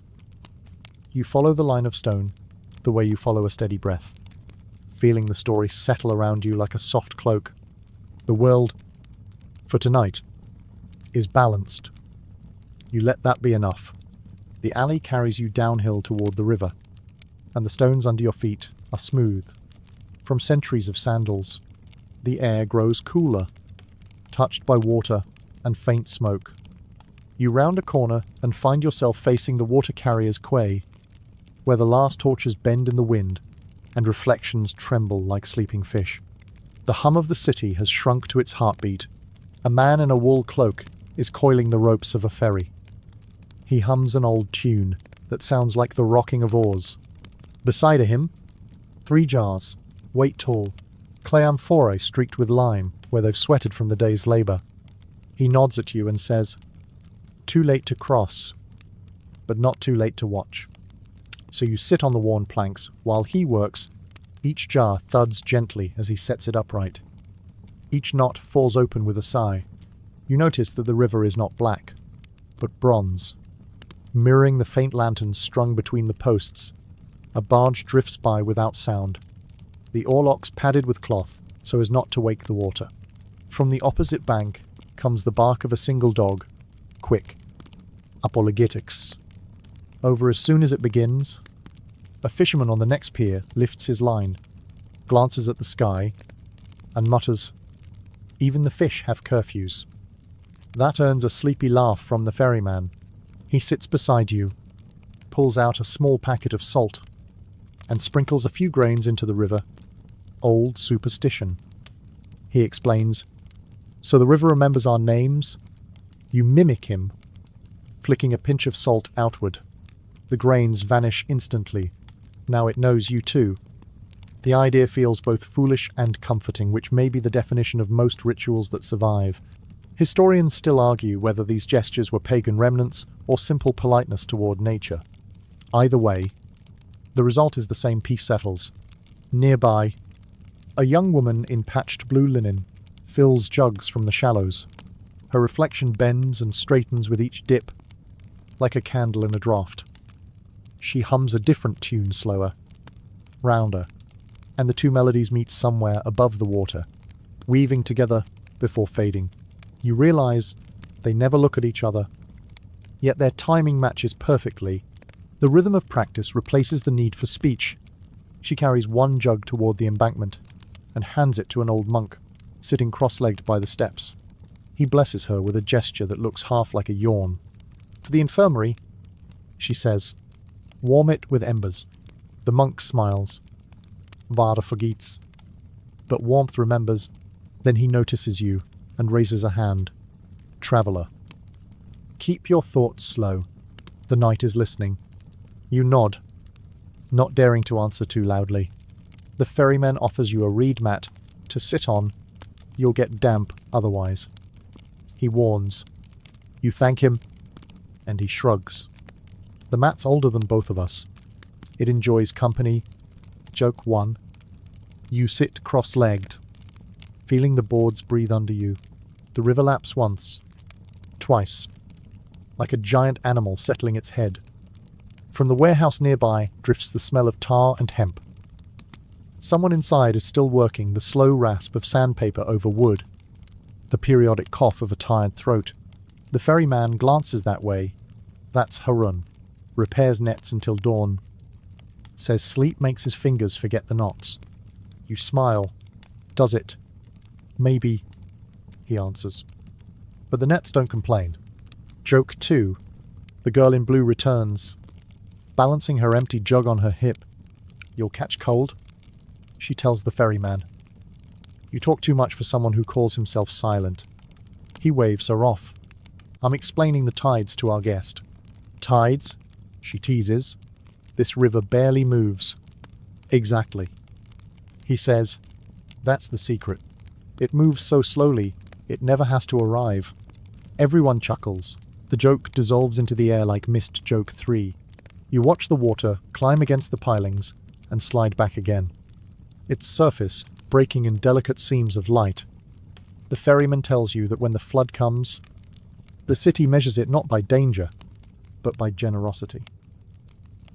If the river rises high enough to kiss the first step, the harvest will be kind. He points at a dark line on the stone. See, it's still thinking about it. He takes out a small clay lamp, lights it with a flint, and sets it adrift. The flame rides the current for a few heartbeats. then begins to spin lazily. Every night, one lamp for the dead, one for the unborn, he says. Some nights they both return. You watch until the light shrinks to a spark and vanishes behind a mooring post. The ripples continue a little longer, like breath after laughter. A heron stands knee-deep near the reeds, perfectly still. The ferryman whispers. It believes if it moves, the world ends. The bird blinks slowly, then takes one deliberate step, disproving the theory. See, he says, saved us again. You realize how long you've been there when the horizon behind the warehouses turns faint silver. It isn't dawn yet, just the prelude. That pale rehearsal light that arrives before the sun. The ferryman stretches his back, joints cracking. There. He says, now even the river wants breakfast. He points to the first ripple of breeze touching the surface, scattering the mirrored lamps into shards of gold. The young woman gathers her jugs. The monk rises, and the fisherman winds his line. The city is waking by degrees. You stand, brushing dust from your hands. Thank you, you say. The ferryman waves. Come again tomorrow night. We'll weigh silence against water. You walk along the quay toward the bridge. The wooden planks are slick, and your reflection walks with you, softer with every step. Beyond the arches, a faint drumming begins, the baker's kneading troughs being struck to wake apprentices. The scent of yeast and ash rides the damp air. Somewhere, unseen, the first rooster clears its throat. The bridge itself is a marvel of narrow arches and gossiping shadows. You pause at the center, leaning on the cold stone parapet. Below, the river curls like smoke, catching new light. A bargeman shouts something cheerful in a dialect you don't know. And even without meaning, it feels like blessing. You stay until the light strengthens enough to reveal color. Again, the russet of the girl's cloak vanishing into an alley. The green shimmer of wet moss. The dull gold halo on the monastery dome upstream. The city exhales. The long night markets. Bread. Laughter. Scales. Stories folds neatly into morning. It occurs to you that every place you've touched tonight will begin its day believing itself ordinary. Yet you've seen the weave beneath the threads of patience and humor, the shared silences that make it all hold together. Perhaps that's what calm really is. Not the absence of sound, but the balance of many quiet hearts. You press your palm to the parapet. The stone is cold, but friendly, worn by countless others who paused here before you. You think you can still feel the warmth of their hands layered under yours. Century deep, you whisper a thank you not to anyone in particular, but to the city itself, and the river carries it away, indistinguishable from its own endless murmuring. The first full note of morning breaks a bell. Low and deliberate, you turn toward it, the echo wrapping around the arches like a slow ribbon. Another day is beginning somewhere behind the roofs. But for a few breaths longer, the world is still half asleep. And so are you. Moving within it, ace, heavy, mind quiet, walking the edge between waking and dream. The bell's echo lingers behind you as you climb the narrow street back toward the inner quarter. The city is stretching its limbs. One shutter creaks open. A cartwheel murmurs against the cobbles. Somewhere a rooster finishes what it started. But here, in this small pocket before sunrise, the sound is still half muffled. Like voices under a blanket, you find yourself passing the same scribe stall you saw earlier. The one where ink and lamp shared their quiet duet. The shutters are halfway open now, and the familiar glow breathes through the cracks. You step closer. Inside, the scribe sits cross-legged again, but his posture has softened, as though he's folded into himself overnight. The ledger before him is nearly full. You can see the faint ridges of old entries where sand was sprinkled and blown away to dry the ink. He looks up and smiles without surprise. Ah, our midnight witness. He says, "You've walked the city clean." He gestures for you to sit. The cushion still carries the memory of warmth from last night. You settle in, and he dips his reed pen into the inkstone, pausing before touching paper. Now we finish the counting, he murmurs. Each stroke seems slower than breath. You realize he's writing not words, but numbers. The tallies of grain, copper, hours. He works until the page holds a neat field of marks, then blows gently across them. Enough. He says, a day's worth of proof for those who care about proof. He sets the pen aside and reaches for a length of thread, thin as hair and dyed with walnut bark. He wraps it twice around the ledger, ties a knot, and smooths it with his thumb to remind it not to wander. He adds, you ask, do ledgers wander? He chuckles softly, only when they're written in dreams. Some figures have legs. Joke 1. He pushes the book toward you. Would you like to hold it before it sleeps? The cover feels rough under your palms, yet solid, trustworthy. You trace the lines of the knot, noticing how perfectly it centers the seam. The scribe nods. Everything worth keeping needs a small boundary, otherwise it becomes fog. He reaches for a clay cup on the table and drinks what must be cold tea by now. Do you hear it? He asks. You listen. The room hums faintly, not from insects or traffic, but from the air itself, thick with the residue of countless quiet hours. When a page fills, he says, the silence around it thickens. That's what makes ink dry. A swallow darts through the open window, circles once, then perches on the lintel. Company, the scribe murmurs, for our closing ceremony. He pulls out a narrow strip of parchment and writes 3 words you can barely see in the dim light. He doesn't tell you what they are. Instead, he rolls the strip tight and tucks it inside the ledger's spine. For the next reader, he explains, every book needs a secret to hum about. Outside, the dawn has reached the roof lines. You glimpse the pale peach wash of early sunlight, licking the tips of minarets and drying laundry. It's beautiful. You say, he nods, eyes still on the ledger. Morning always is, but you know the trick. He waits until you tilt your head. You have to look before it starts talking. Joke 2. He stands slowly, joints popping, and places the ledger on a high shelf among others, tied with threads of many colors. Saffron, indigo, faded green. Together, they look like a row of sleeping birds. He touches the spines as though checking their pulse. Everything we do is temporary, he says softly. But temporary doesn't mean uncounted. You ask what he'll do. Now that his work is done, he shrugs, wrapping his scarf. Wash my hands. Feed the birds. Start again when the shadow is long enough to measure. He hands you a small scrap torn from the margin of an old page. Keep it, he says. It helps remember quiet things. On it, faint but legible, is a single word, Raha, rest. You step outside, folding the scrap between your fingers like a fragile feather.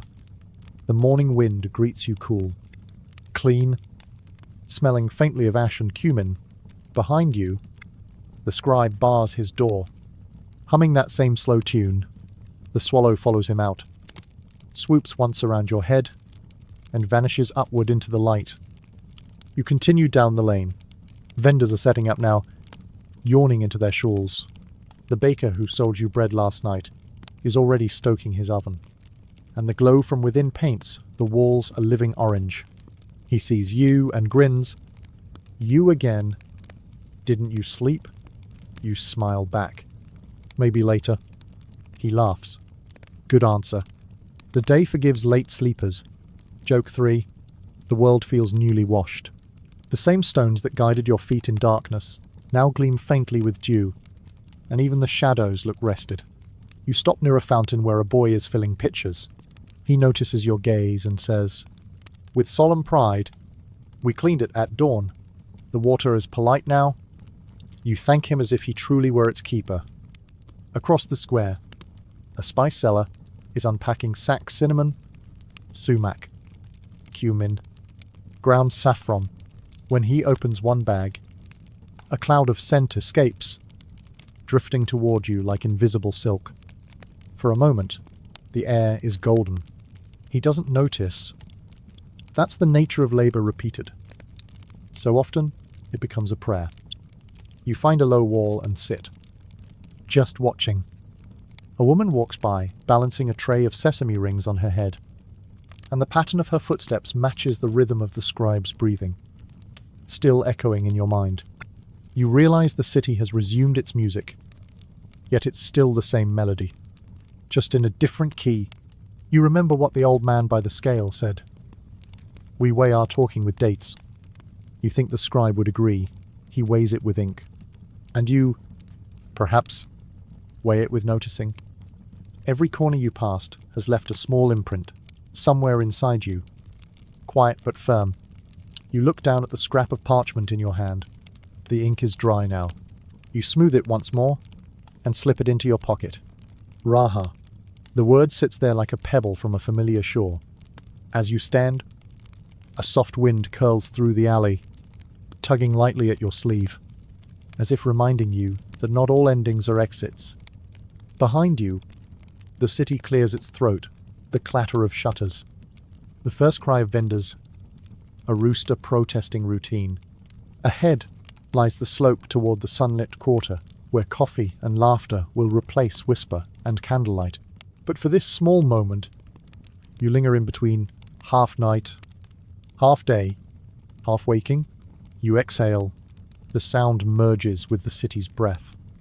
For once, everything moves at the same speed, slow, certain, human, and somewhere above the rooftops, unseen, the swallow loops back toward the river, tracing the same lazy spiral the lamp took hours ago before it went out.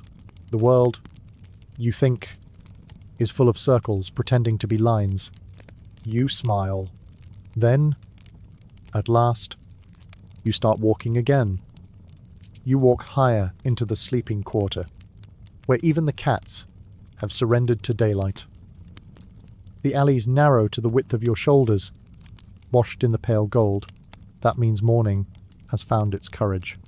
Every few steps, a door creaks open, releasing the faint perfume of bread or lavender or smoke from a night-long lamp. Then you reach a familiar crossroad, the one where, hours ago, you first saw the spice seller under the awning of red cloth. His stall is folded now, only the frame remains, a bare skeleton casting long, sharp shadows across the stones. Above it, a single lamp still burns, stubborn against the brightening sky. The flame trembles in its glass, smaller with every gust. You stand still and watch. There's something ceremonial about the way it resists.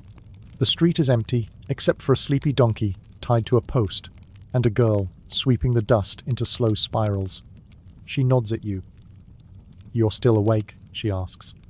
Half amused, half curious. Barely. You admit. The night didn't want to end. She shrugs, smiling. It never does. It just changes clothes. Joke 1. You glance again at the lamp. Who tends it, you ask? No one, she says, leaning on her broom. It's a leftover from the guardhouse. They say, if it goes out on its own, the day will be honest. She raises an eyebrow, so we try not to help. You both watch the wick bow lower, sputtering once, then steadying. Around it, a tiny constellation of moth circles, as if performing their last duty before rest. You can almost hear their wings, a soft, papery whisper. A man carrying bread passes, his basket covered with cloth. The smell yeast, crust. Faint wood smoke fills the air. Morning tax, he jokes, breaking off a corner and handing it to you. The crumb melts on your tongue, warm and simple, tasting of forgiveness. The broom girl resumes her work. My mother says sweeping clears dreams that clung to the ground. She says, otherwise people slip on them. You smile. And where do the dreams go? She points down the alley. The The drains carry them to the river. The ferryman collects them with his salt. Joke 2. So gentle you nearly miss it. You start to thank her, but she interrupts with a wink. Don't thank me yet. The day's barely born, it can still change its mind. You continue walking. The lamp fades behind you. Still fighting. Still glowing. Until the street bends and swallows it. The next corner opens into a courtyard where laundry drapes between windows like small sails. The damp fabric sways. Sunlight flickers through it in pale colours rose, cream, and the blue of worn indigo. The air smells of soap and dew. You stop beneath one line, and a droplet lands on your wrist. For a heartbeat, it feels like the whole city has distilled itself into that single cool touch. A group of children are drawing patterns in chalk on the stones. One draws a bird with huge eyes. Another adds a fish beside it. They're friends? He explains solemnly. They live in the same dream. You nod. Because of course they do. The eldest boy looks up at you. Did you stay awake all night? He asks. Yes. You admit. Then you'll see the street blink. He says, watch.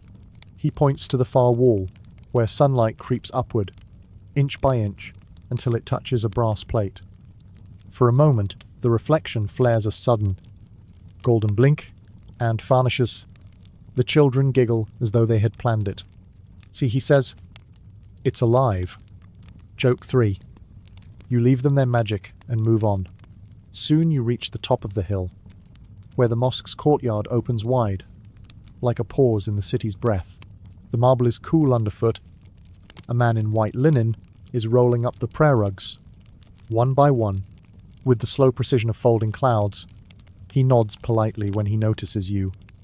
Traveller, he says, you walked through our night. You nod, and it walked through me. He chuckles.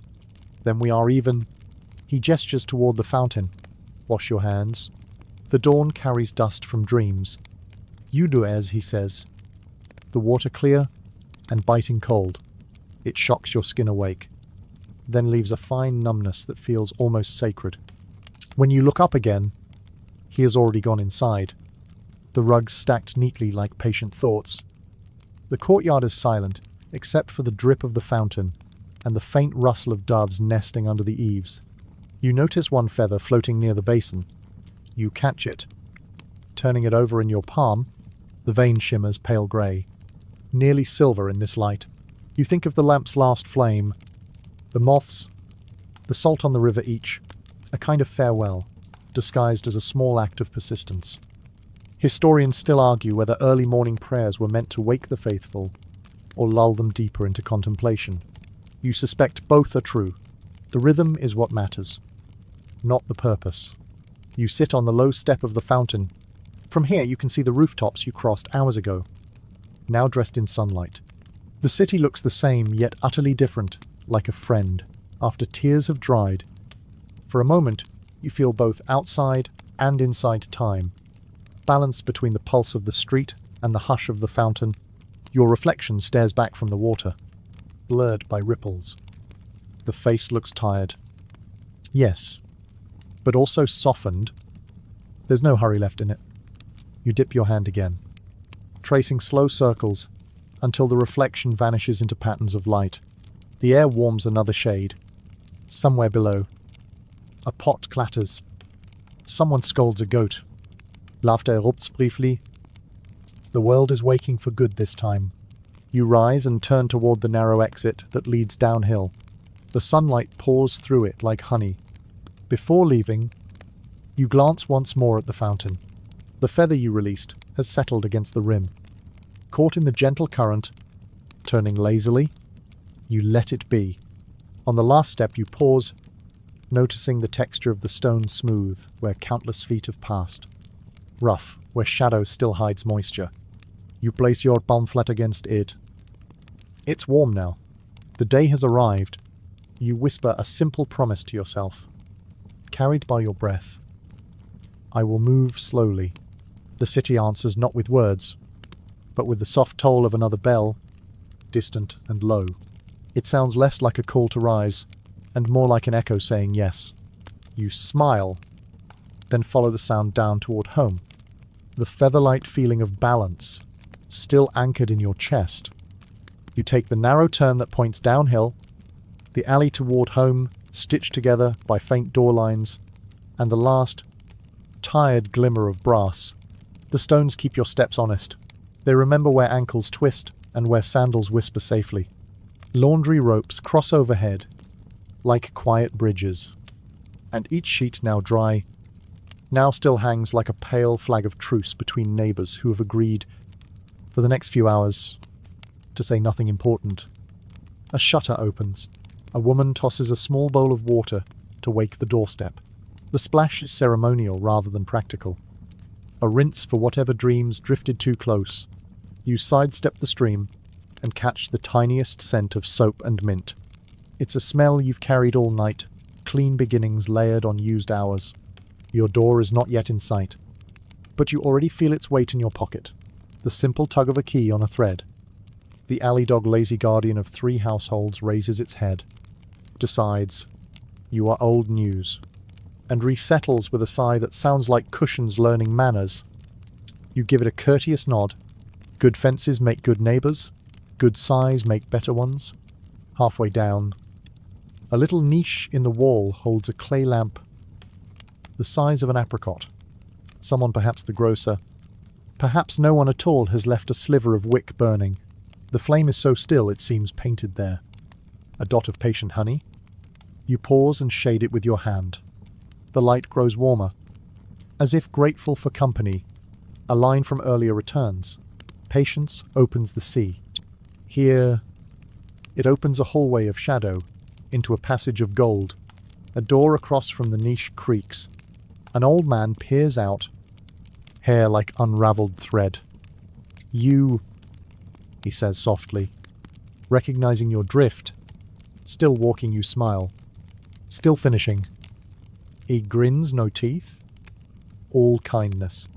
Then finish slowly. Fast endings wear holes in mornings. Joke 1. He closes the door so gently. The latch seems to fall asleep before it catches.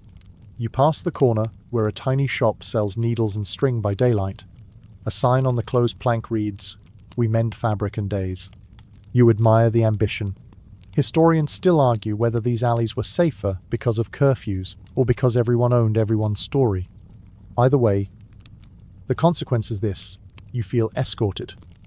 Even now that the patrol lamps are gone, the wall on your left carries a faded painting. 2 pomegranates. One cracked, to show its red grammar of seeds. Children traced it once with chalk. There's a ghostly outline of 2 large leaves and a surprise bird. The chalk has mostly washed away, but in the right light, the lines return, like shy friends. Your fingers almost reach for them. Then decide to let memory do the touching. Ahead, someone sets a kettle on to boil. The first uneasy knock of bubbles answers the room. I'm coming. I'm coming. A spoon clinks. A chair agrees to bear weight. Domestic sounds stand in for prayers, and you find that your own breath has joined their liturgy in soft. Out. Slower. Mainstream fact arrives as quietly as steam. This city woke, for centuries, to bread and call 2 clocks that kept each other honest. A quirky tidbit follows someone down the lane, believes whistling chases sleep from walls, and won't do it before noon. You almost test the theory, then decide to keep the walls drowsy a little longer. Your building at last wooden lintel polished by hands. A hinge that prefers to speak in vowels. You lift the latch and stop. Out of habit. To listen to the stairwell. It answers with a cool hush, and the faintest smell of yesterday's stew. You climb slowly.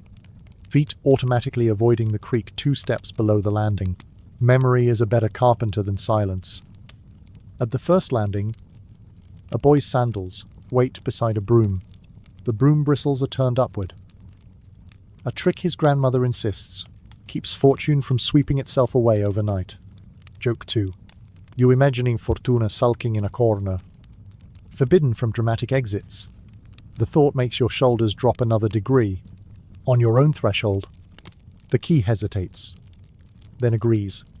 The room inside is a draught of shade and linen. A jug rests where you left it. A cup stands guard. You cross to the window and open it the width of 2 fingers. Fresh air walks in like a polite guest. Admiring nothing, criticizing nothing, you set the cup down, then reach into your pocket for the scribe's scrap raha.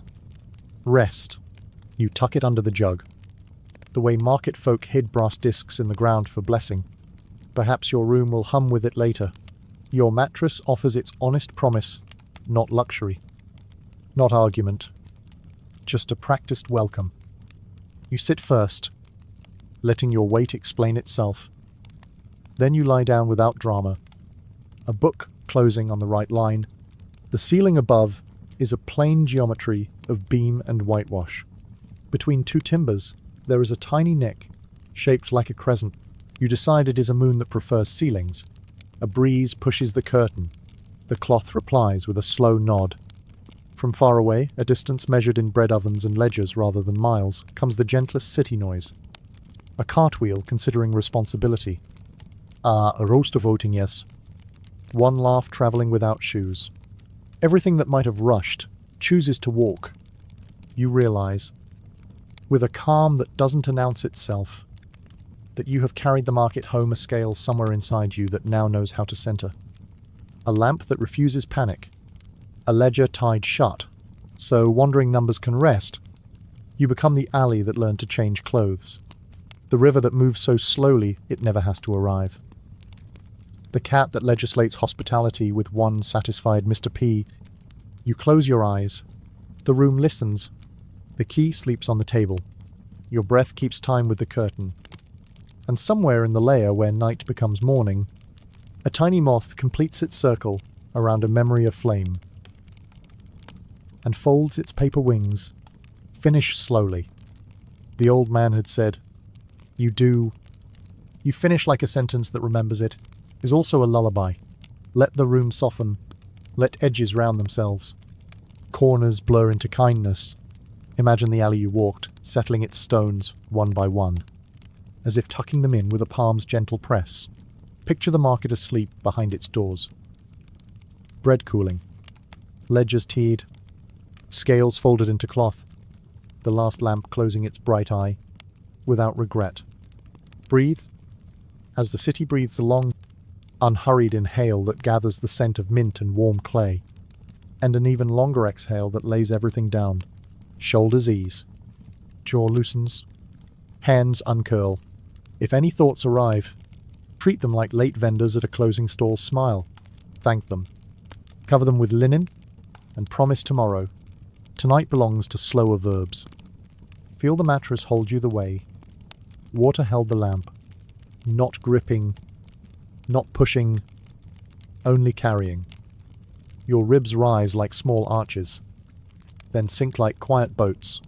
The curtain answers with a nod. You don't have to see. Somewhere a kettle remembers to cool. Somewhere a broom remembers to lean. The world, for a merciful stretch, does not need your cleverness, only your presence dissolving into rest. If a fragment of the river returns the bronze shimmer, the soft lap against wood, let it pass beneath you like a story moving to its gentlest page. If the brass rhythm echoes, let it slow until it is only the warm coin of silence in your palm. And if the scribe's word whispers from under the jugraha, let it settle behind your eyes, turning down every lamp to the level of peace. In this quiet, you are perfectly kept. Nothing asks. Nothing argues. Breath gathers. Breath releases. And the night, kind as linen, draws itself over your shoulders. Sleep comes the way the city closes, not all at once, but completely